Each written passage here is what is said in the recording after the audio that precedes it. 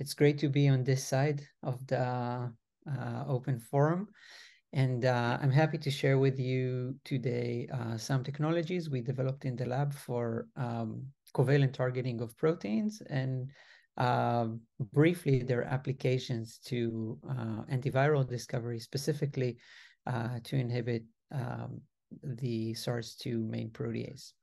So as a short sort of background, why even do covalent ligand discovery? I want to convince you that there are a lot of advantages ongoing covalent, despite years of discrimination against in the drug discovery industry.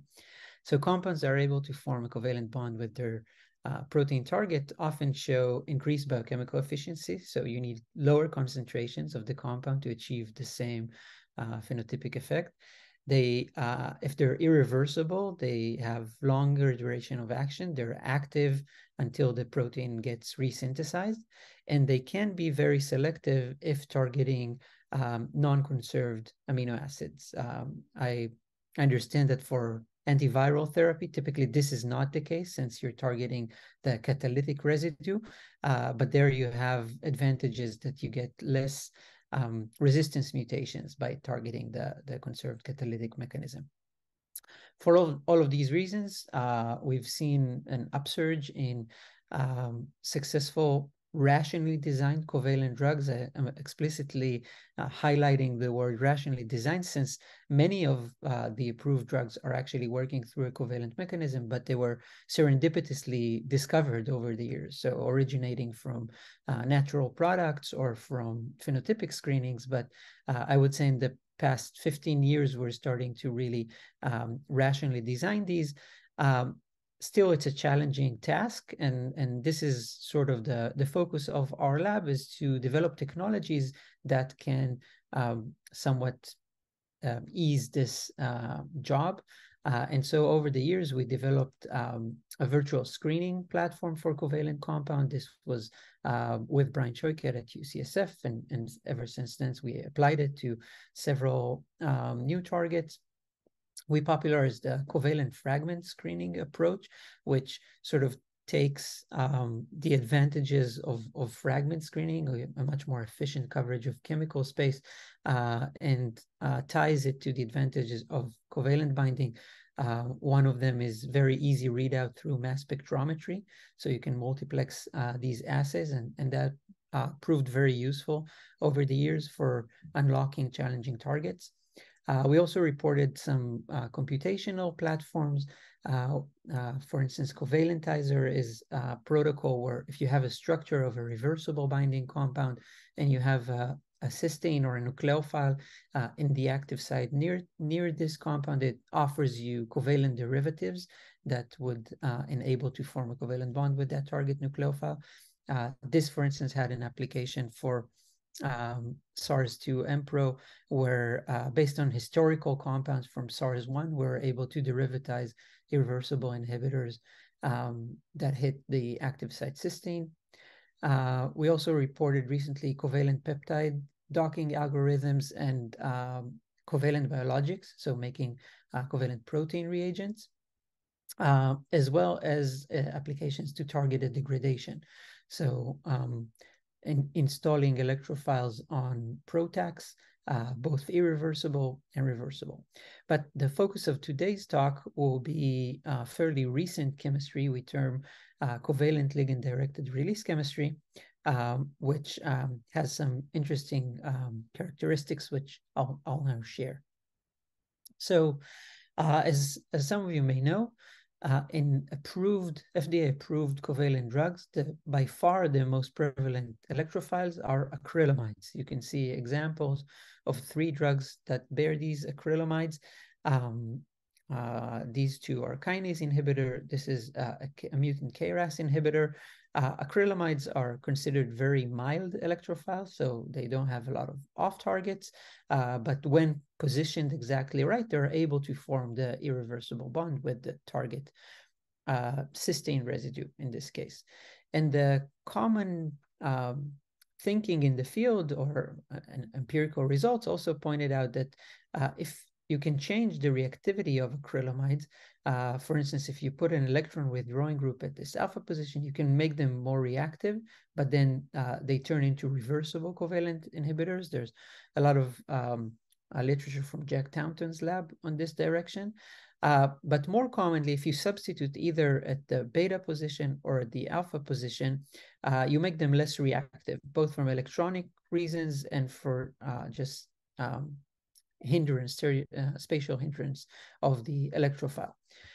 This is why we were very surprised where in one of our screening campaigns, we designed a compound that looked like this with an alpha substitution on the acrylamide. We incubated with the target protein, and we saw irreversible labeling of the protein, but we lost this dimethylamine.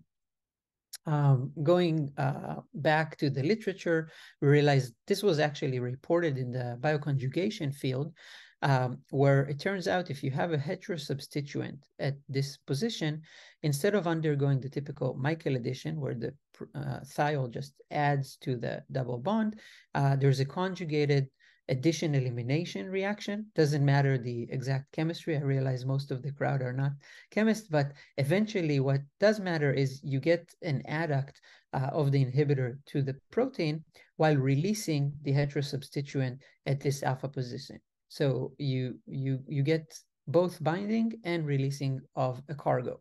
And well, this was reported in the past. It was never tested in the context of targeted inhibitors. So we wanted to see whether we can repurpose this chemistry for covalent inhibitions. We first started by making a small library of model compounds. Each of them has this placeholder benzylamine. This is the acrylamide, and then we varied the substitution at the alpha position, either nitrogen-based substitutions or oxygen-based substitutions. And then we tested these compounds against glutathione as a model thiol. And you can see that when there's no substitution, it barely reacts, it's very mild. When it's just a carbon without any heterosubstituent, again, no reaction. But then we get almost 2.5 orders of magnitude of difference in reactivity with glutathione by varying the substituent. So this was a nice feature of this system, is you can tune the reactivity of the electrophile by changing the pKa or pKb of the leaving group, and the correlation is pretty good here. So now we have a knob that we're able for a specific covalent inhibitor, if we want to make it more reactive, for instance, at the beginning of a screening campaign when we don't have a lot of reversible affinity, it's useful to make it more reactive so we can detect binding to the protein. But then as we grow the reversible affinity of the fragment, we can tune down the reactivity of the electrophile and then tune down potential off targets, making it a more suitable, more advanced inhibitor, but without changing the geometry. So a lot of the time with typical covalent inhibitors, changing the reactivity also comes with a cost of changing the geometry and may disrupt the exact positioning of the warhead within the protein environment. So to test this chemistry in the context of targeted covalent inhibitors, we turned to ibrutinib, which is an FDA-approved drug for the kinase BTK. And I should note, it's a very potent drug. It's sub-nanomolar in vitro kinase activity assays. It's highly optimized. It's a very successful drug also, even though there are now second and third generation BTK inhibitors. So we made only 10 derivatives of ibrutinib with various heterosubstituents at the alpha position, and then tested them either by intact LCMS. You can see here almost all of the derivatives fully label ibrutinib in less than 5 minutes. So all of them are still very potent.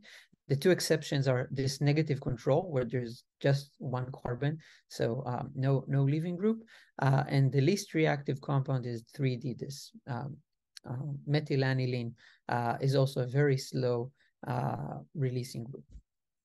In kinase activity assays, in vitro kinase activity assays, you can see we can span a large range about 2 orders of magnitude, starting from compounds that are actually more potent than ibrutinib. So these are 0.1 nanomolar inhibitors in this assay, and all the way, again, with this non-releasing control to about 12 nanomolar. This also translates to cellular activity. This is a B-cell activation assay performed in collaboration with Ziv Schulman's lab at the Weizmann Institute, where we take mouse primary B-cells, we activate them with antibodies against the B-cell receptor. This activates BTK signaling.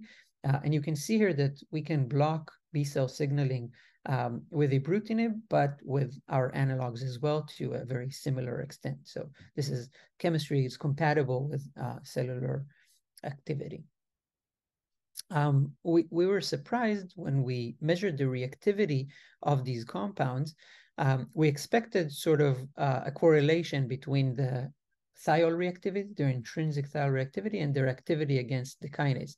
But here you can see on the x-axis is their reactivity against glutathione. And we have several compounds that are less reactive than ibrutinib, but are still more potent. On the y-axis is their in vitro kinase activity. So these compounds are more potent against the enzyme, but are less reactive against the cysteine, predicting they will be more selective.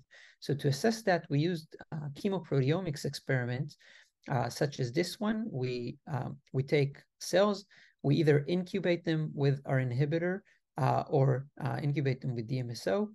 Then we follow up with iodoacetamide alkyne labeling. Iodoacetamide is an alkylator that is able to theoretically capture all free cysteines in the lysate. And then where we inhibited with our inhibitor, we should block iodoacetamide labeling.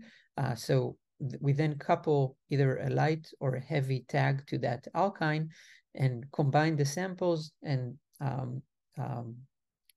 read them out using LCM-SMS.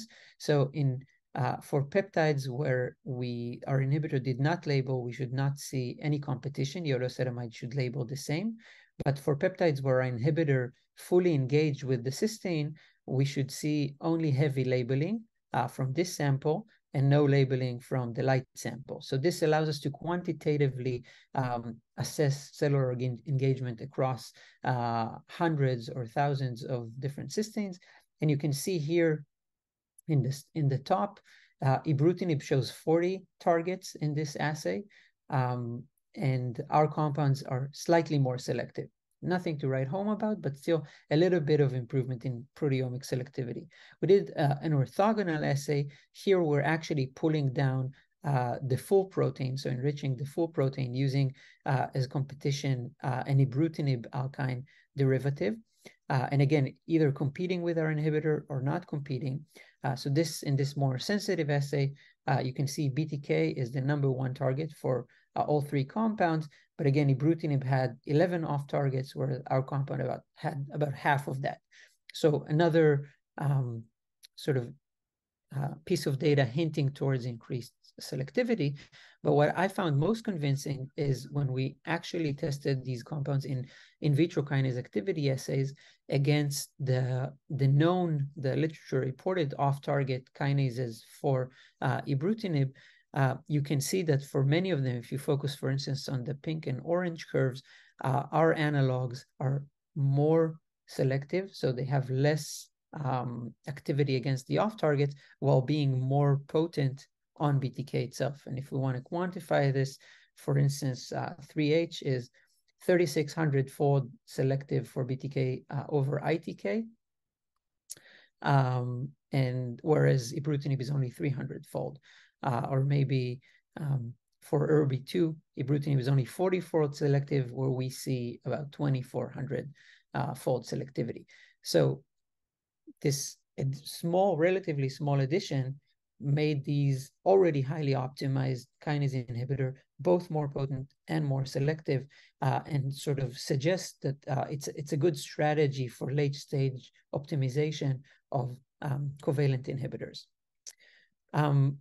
Regardless of that sort of easy gains in optimization of compounds, the fact that we're releasing a specific cargo also have interesting consequences. So we want to take advantage of that.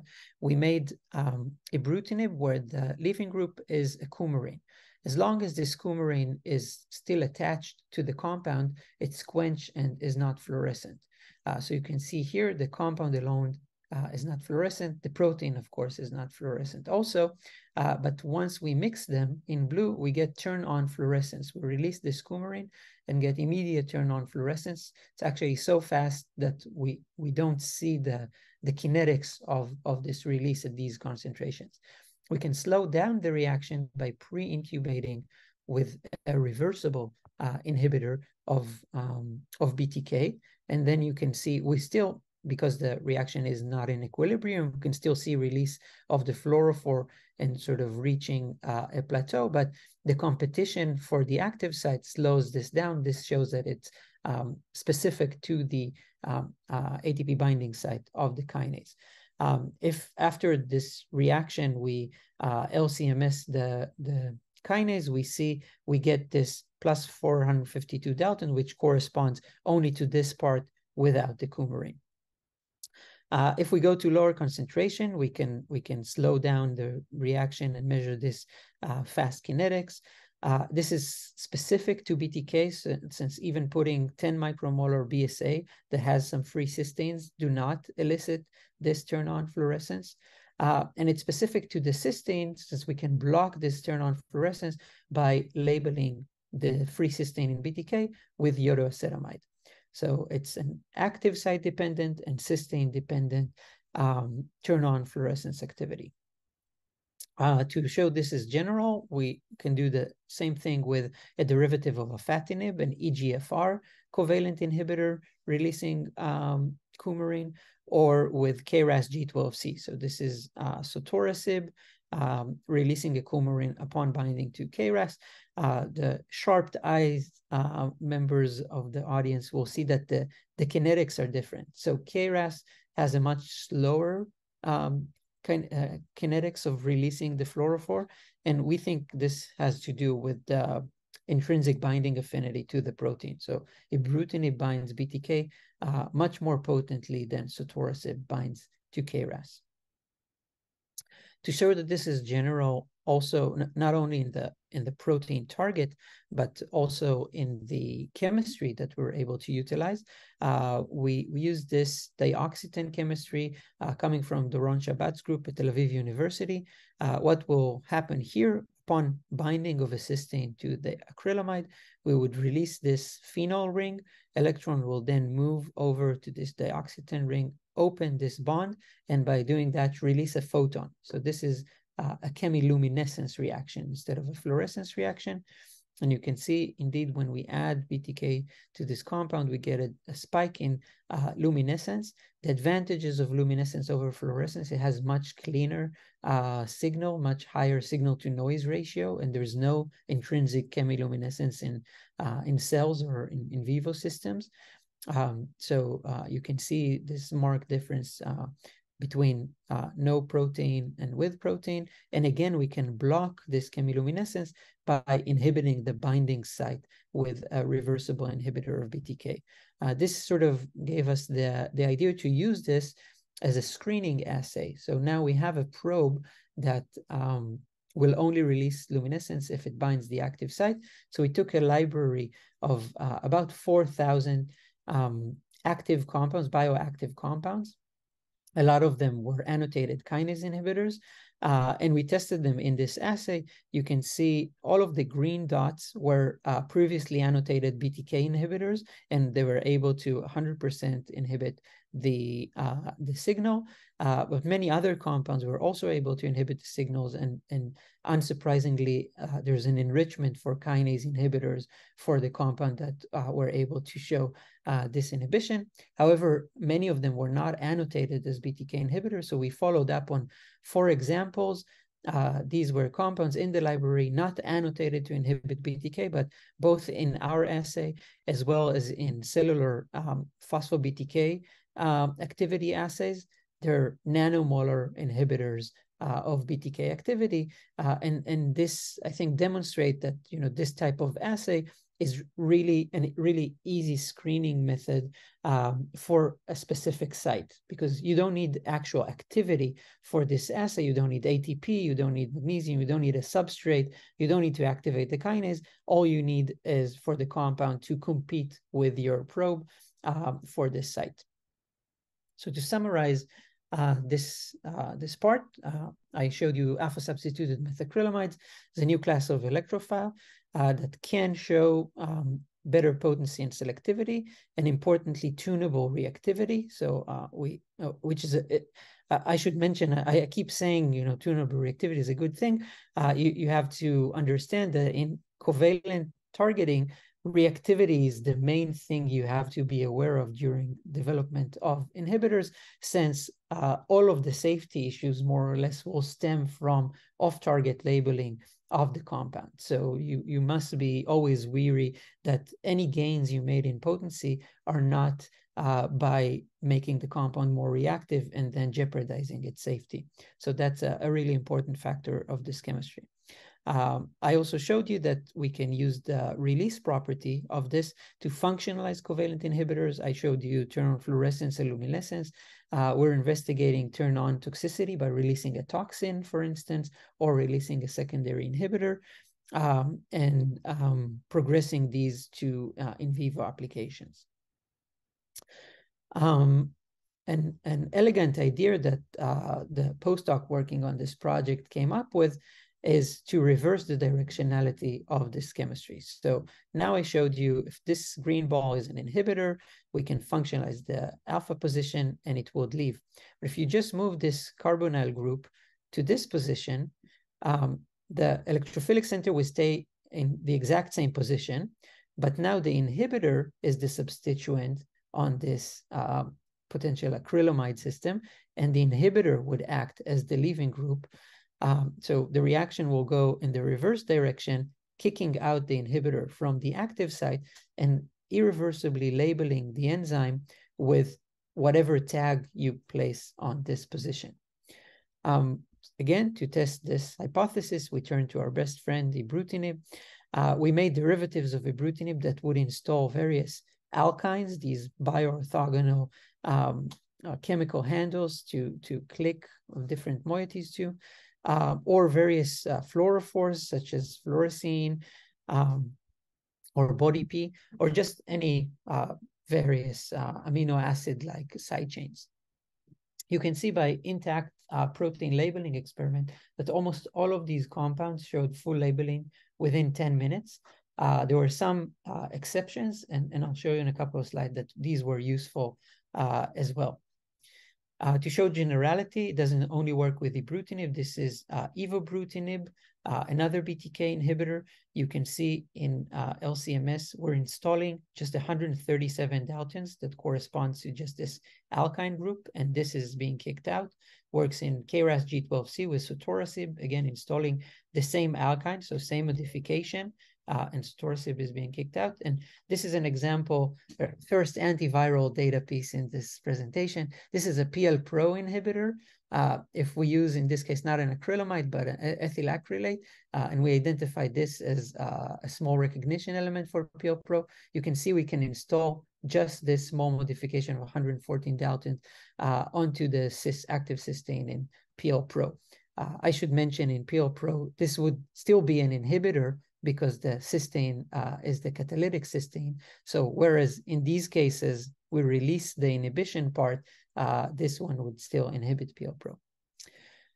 Okay, so now to convince you that these compounds work in cells and are selective, we took this alkyne installing derivative of ibrutinib, incubated in cells, different concentration. You can see that at 10 nanomolar concentration, after we click this alkyne with a fluorophore, we get only 4 bands in the gel.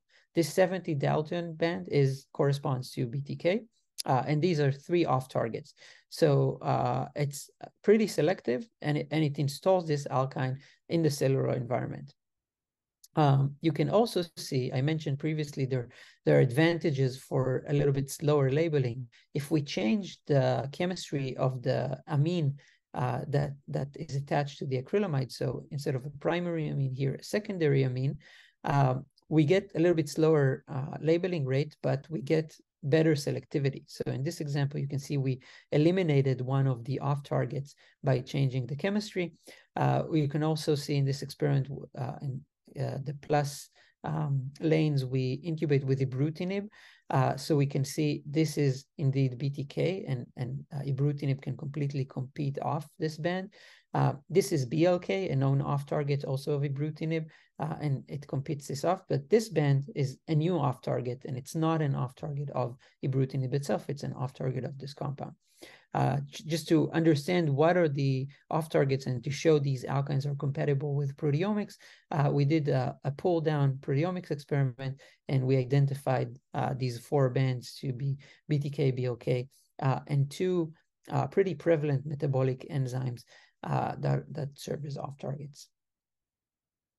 I think most excitingly about this direction, we were able to show that we're indeed preserving the activity of BTK. So in this experiment, we activate B cells using anti-IgM. So you see adding anti-IgM turns on autophosphorylation of BTK.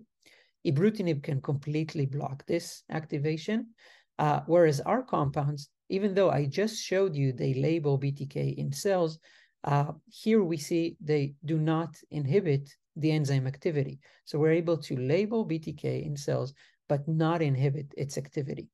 And then a very wise reviewer told us, well, what if you're only labeling a very small fraction of BTK, but the rest of BTK is free, and that's where you get the activity from?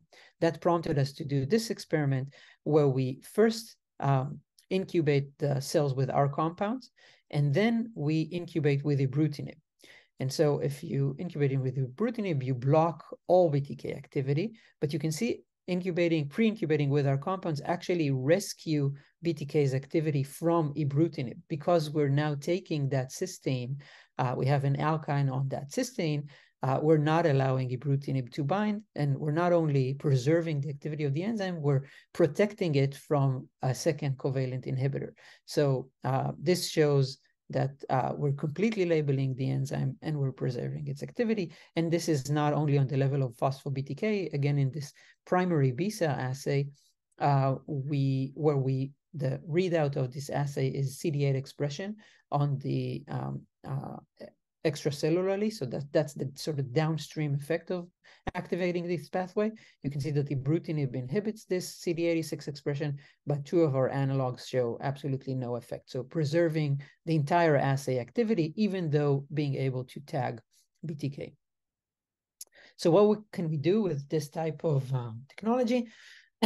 One application we thought might be interesting is to follow targeted degradation. Targeted degradation is becoming a very hot field. And for that, these bifunctional PROTAC molecules that recruit an E3 ligase to a protein of interest to ubiquitinate and degrade it, these clearly require binding to the active site of your target protein. So we thought it could be nice to install a fluorophore on the protein while vacating the active site to allow degradation, but we can then follow degradation with this installed fluorophore. So to test this hypothesis, we use this reversible PROTAC reported for BTK, and we installed a BODAPI fluorophore on the protein. So let me take you through this. So in the fluorescent channel, when we incubate with our fluorophore, you can see fluorescence at 70 kilodalton. Then when we incubate with the PROTAC, you can see we lose about half of the fluorescence.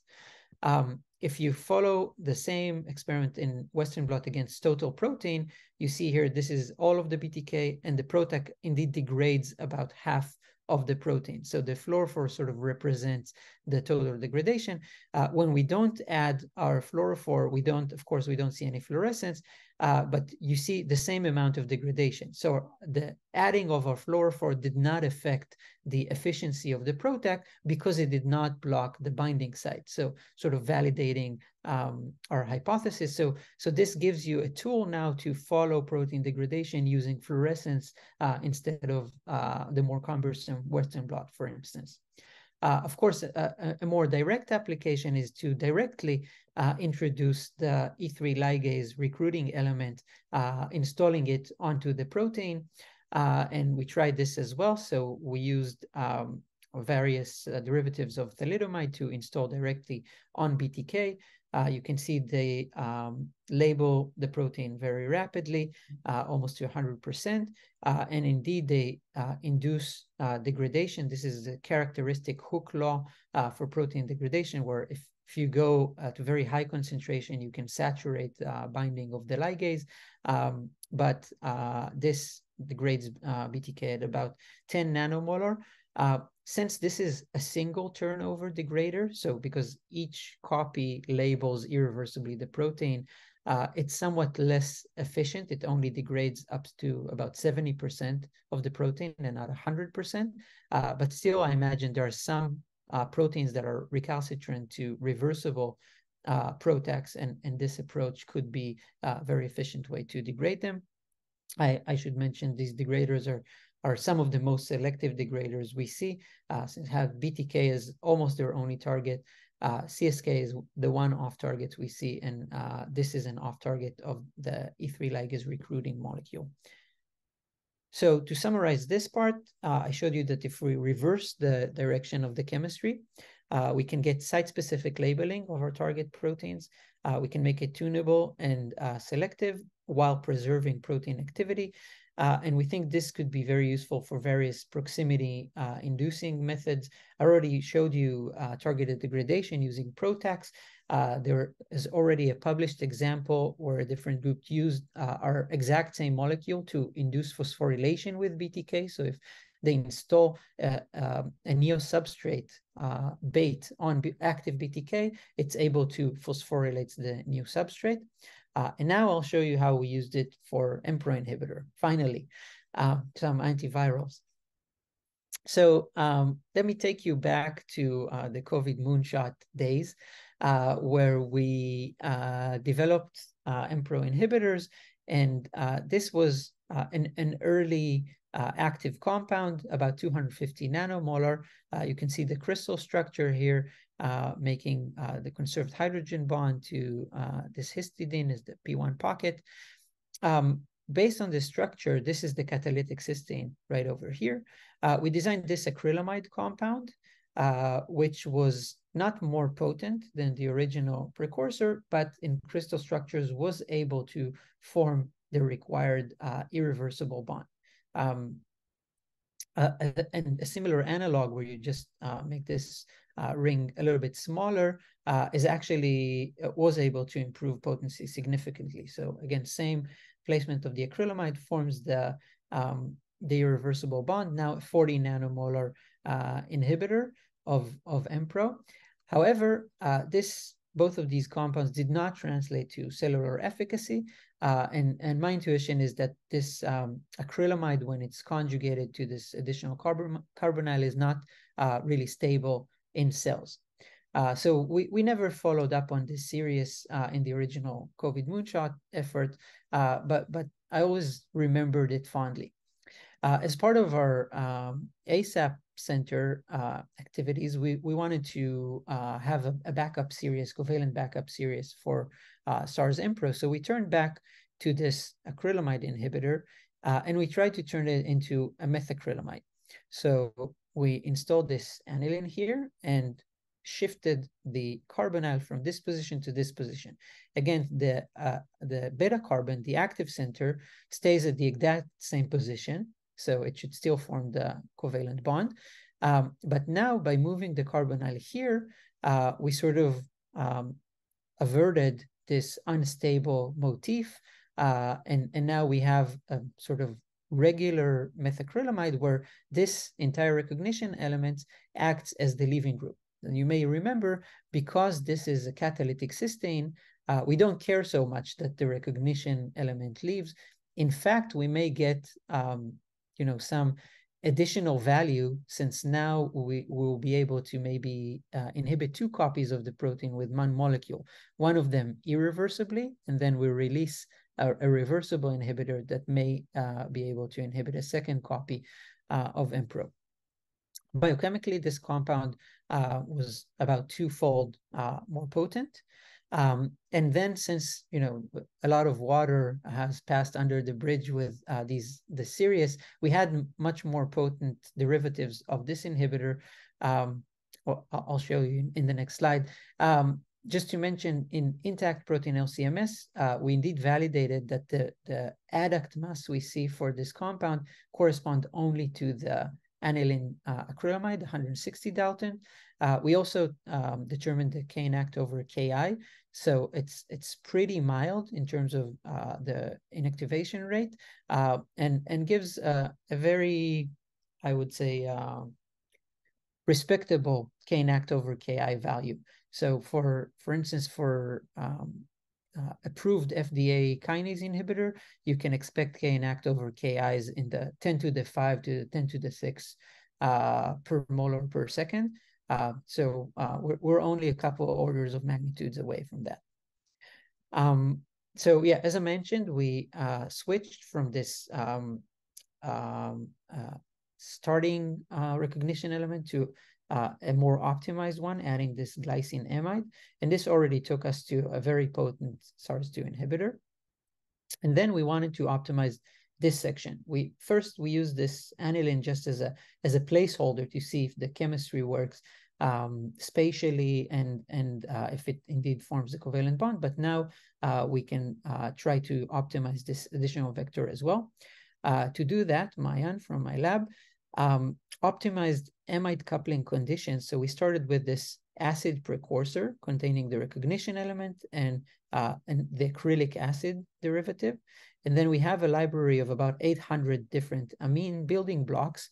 And she chose 5 model amines and various peptide coupling reaction conditions to identify HCTU and DiPA as the best conditions that gives really high yields for most of the model amines. This electron deficient anilines never couple well, so probably we lose a few compounds in the library, but most of the library should work well. And the reason we invest so much in this optimization is we then proceed to do this reaction in nanomole scale without purification. So we do the reaction in a plate, and then we directly use this plate for biochemical assays with no purification. So we want to reach as high yields as we can for these. And here you can see the biochemical assay. This was a single dose inhibition assay, and we got 5 hits. These 5 different amines showed more than 50% inhibition. And intrinsically, there was already some sort of SAR. You can see this benzylamine with halogen substitution on the ring. 3 of the 5 hits were like these. We then did a dose response for these 5 hits.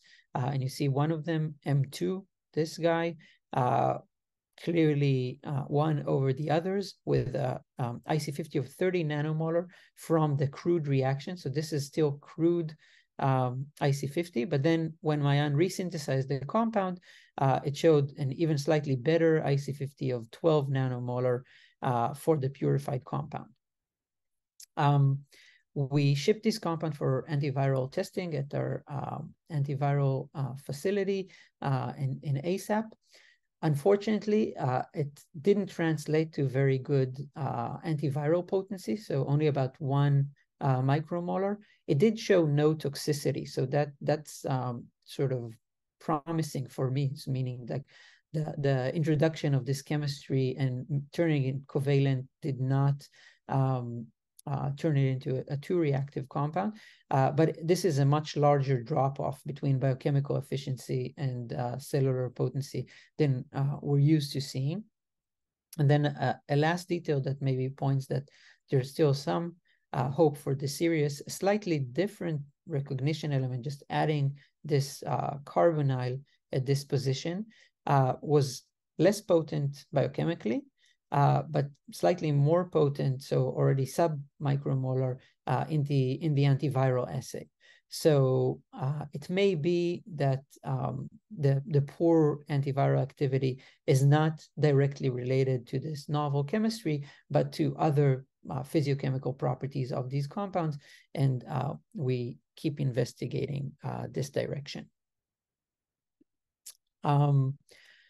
Okay, so switching gear, I have another short story on a different type of chemistry, which I think I'll take the opportunity to tell you since I'm the sole speaker today. So whereas so far we talked about acrylamides, another prevalent class of electrophiles in the literature are chloroacetamides. You can see here 3 different examples of chemical probes bearing chloroacetamide as their electrophile functionality. And these can be very selective and very useful for chemical biology applications, but there's no approved drug with a chloroacetamide. They're considered either too reactive or too metabolically labeled to serve in actual drugs. And then one of our goals was to find an alternative electrophile that would have similar properties to chloroacetamide, similar geometry, but improved reactivity profile.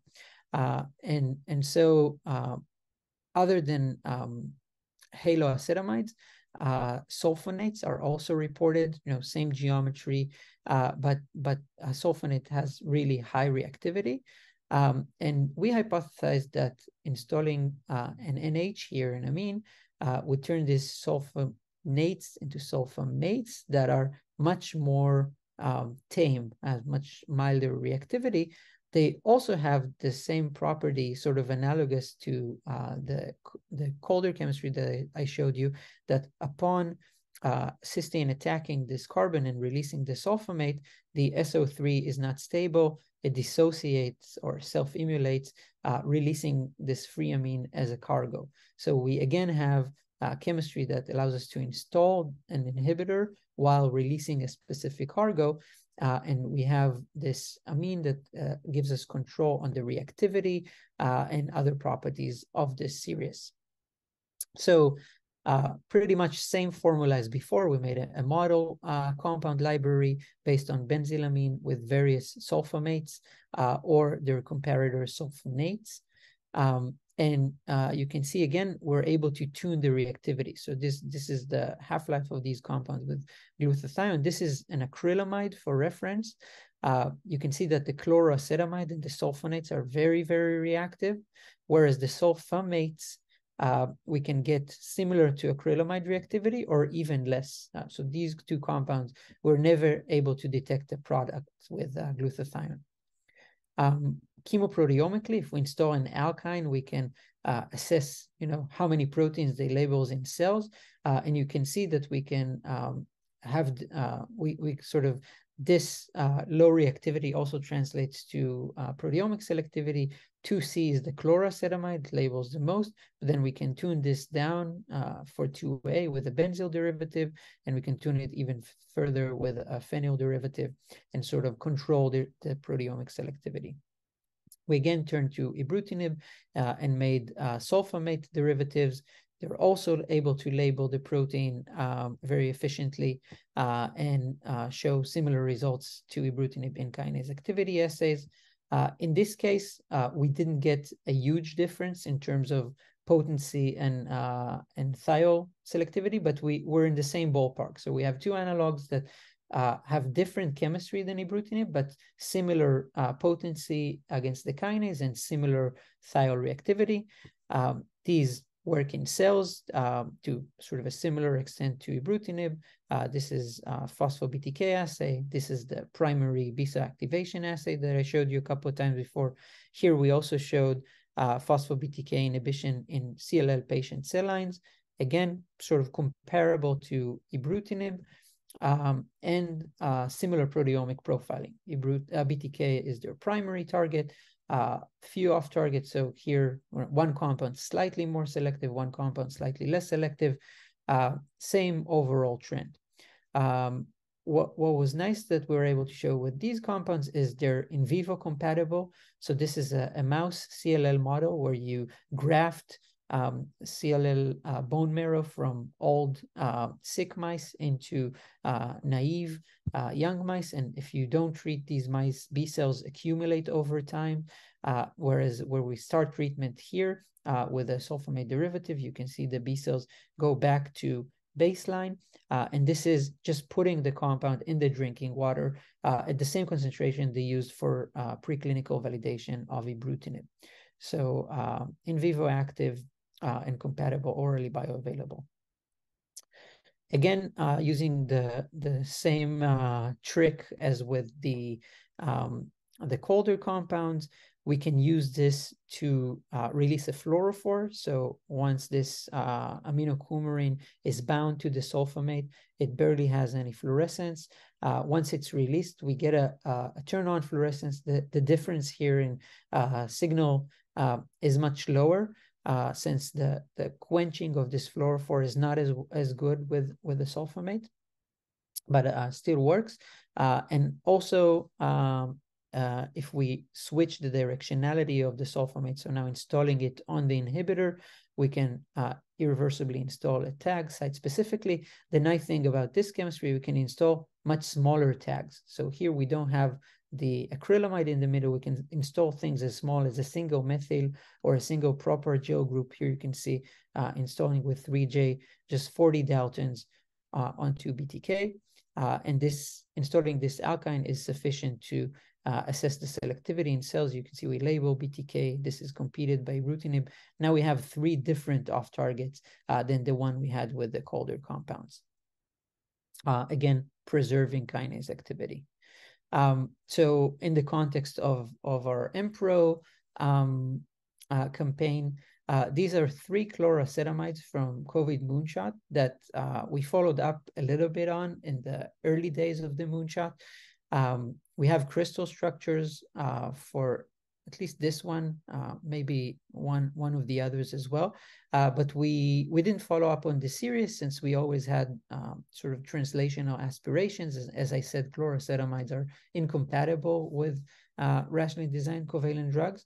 But now we wanted to see whether sulfamate chemistry can sort of rescue one of the series. So we focused on this compound. We installed a series of different sulfamate instead of the chlorine atom. And you can see some SAR. So just the naked sulfamate is really tenfold weaker, but various substitutions can go up to 7-fold better potency. And also some interesting trends. So if you compare this piperazine to the methylpiperazine, you completely lose activity upon this methylation. So, you know, in first look, this looked like a really promising result. We focused on this most potent morpholine sulfamate and used it to optimize the compound. So we did this. This is installing sulfamate. We explored the scaffold further, finding this sulfone to go from about 60 nanomolar IC50 to below our detection limit inhibition. However, not everything that looks good is actually good, and we realize this compound is actually not stable, and this specific morpholine sulfamate, for reasons that we still don't understand, is much more reactive than the chloracetamiide. So as opposed to everything I told you about BTK, in this case, we actually increased the reactivity of the compound. This is the first time this happens to us with this sulfamate series. So clearly there are still things to understand about it. And we're now we're trying to apply DFT calculation to understand why this specific, you know, it looks pretty innocent modification activates this carbon over here. But perhaps something that we did gain after all this new recognition that we gained here is transferable. So we go back to the chloracetamiide series with this, we still were able to gain tenfold in potency that is not related to reactivity. And so now we're exploring alternative warheads using this very minimal but very potent recognition motif. So to summarize this, sulfamate acetamides can be tunable and selective, preserve the geometry of chloracetamides, and are compatible both in cells and in vivo administration, can allow traceless site-specific tagging, but as the last couple of slides showed, still requires special attention to reactivity. With this, I'd like to thank my group, and especially Ram, who developed all the chemistry that I told you about, Adi and Efrat, who did a lot of the biology around these, Ronen, that did all the proteomics, and Mayan, that did the high throughput amide coupling optimizations and Mpro derivatization experiments. I want to thank ASAP for their support. This is already not so recent photo from a meeting in Israel where a bunch of the AViD Center group came to visit. And I want to thank you for your attention. Happy to answer any questions you may have.